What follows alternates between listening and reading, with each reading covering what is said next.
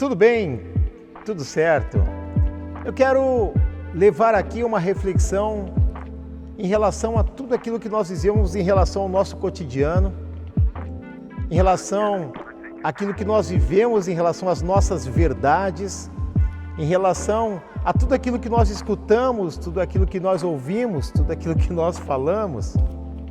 E quando eu falo em reflexões, eu quero fazer um contraste entre o verdadeiro e o falso, entre o certo e o errado.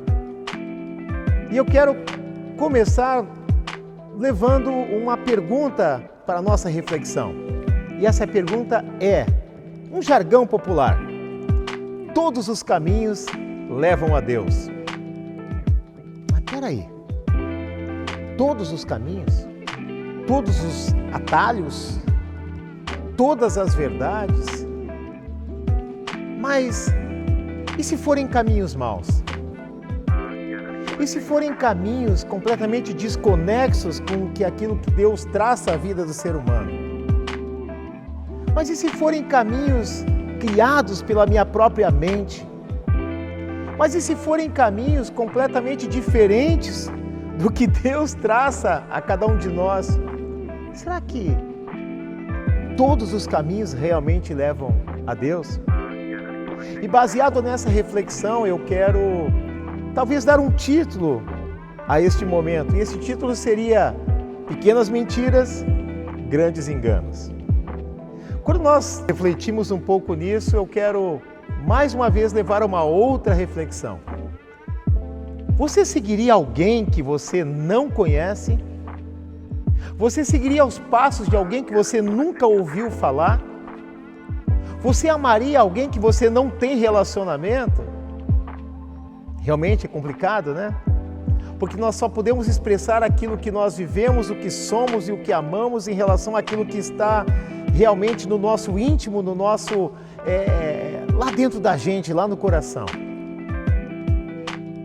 Então, não existe verdade em nós quando realmente queremos expressar aquilo que nós não vivemos. Opa! E por falar em verdade em nós, eu me lembro agora de um versículo que está lá em 1 João capítulo 1, versículo 6, que diz o seguinte, que se eu disser que eu conheço a Deus, mas eu ando em trevas, não existe verdade em mim.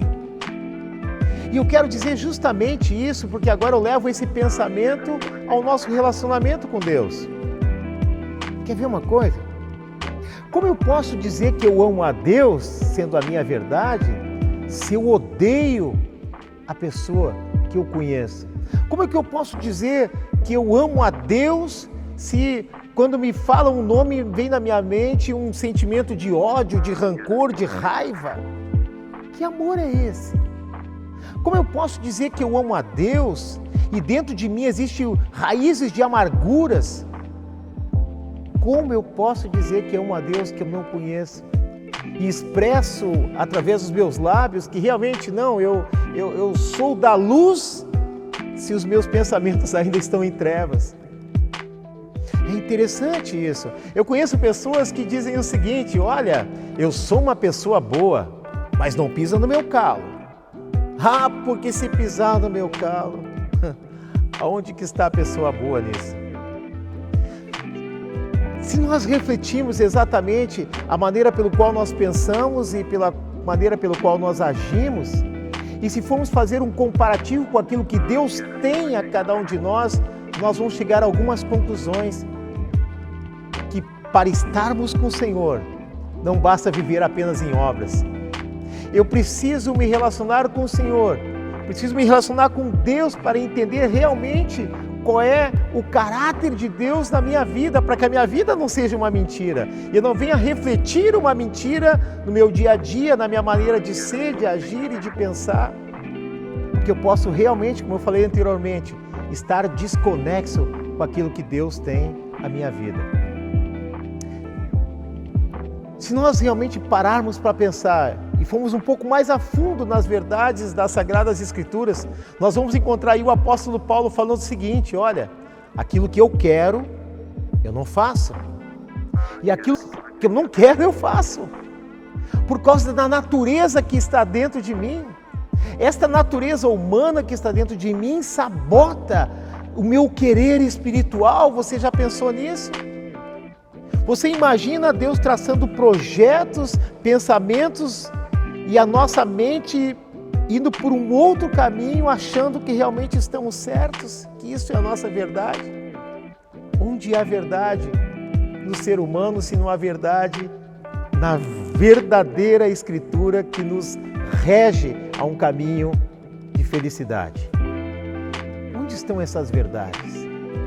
Estão nas filosofias?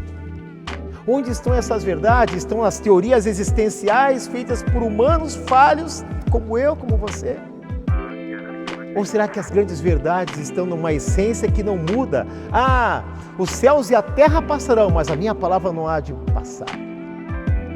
O Senhor vela pela sua palavra para cumprir, e o cumprimento dela é o cumprimento da verdade em nós. A palavra de Deus já diz: conhecereis a verdade e a verdade vos libertará. Me sinto livre quando eu conheço a verdade, me sinto livre quando os enganos do mundo não me traem. E quando sou traído pelos enganos do mundo, não consigo encontrar essência dentro de mim. Uma essência que muda, uma essência que oscila, uma essência que não é sólida, que não está estruturada. Porque a verdadeira estrutura nós construímos a partir de conhecer a Deus. O profeta Oséias já falava: vamos conhecer e prosseguir em conhecer ao Senhor.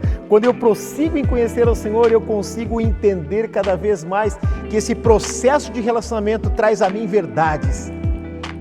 E essas verdades me fazem cada vez mais entender o quanto eu amo Ele. Essas verdades fazem-me entender qual o verdadeiro valor de seguir a Ele e não cair nas mentiras humanas. Porque as mentiras humanas já formaram grandes pessoas que acabaram se enganando. O engano traz a tristeza, o aborrecimento, e tem coisas que não voltam atrás. Mas a verdade permanece. A verdade caminhará com a gente dia após dia, porque nela somos estruturados, porque nela nós caminhamos, porque nela nós prosseguimos. E a verdade do Senhor é a verdadeira raiz sólida que nos faz crescer em vitória. Que Deus abençoe você.